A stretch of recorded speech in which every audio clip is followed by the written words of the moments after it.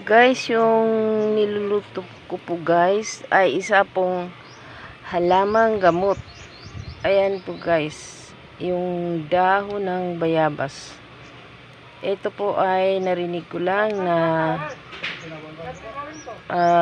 ito po ay nakakagamot sa sakit ng rheuma o arthritis. At saka ito guys ay proven ko na rin po yung sa una pa, yung sa aking mga kamay.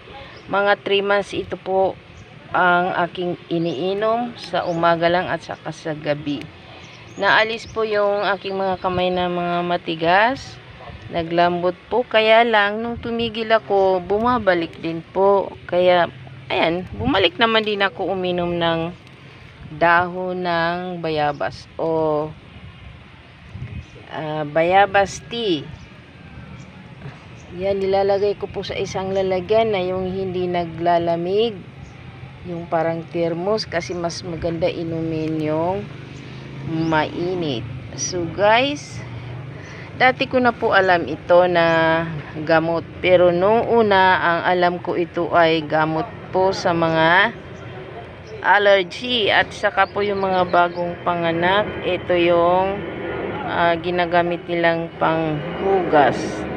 Noon pa po alam ko na ito, nakikita ko sa aking nanay noon. Maliit pa ako.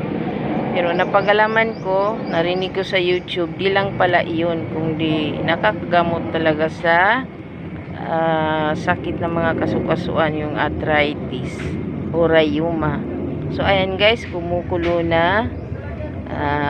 Mamaya, kapag naglamig na ay iinom po ako kahit 2 beses lang sa isang araw. So guys, thanks for watching. Bye bye.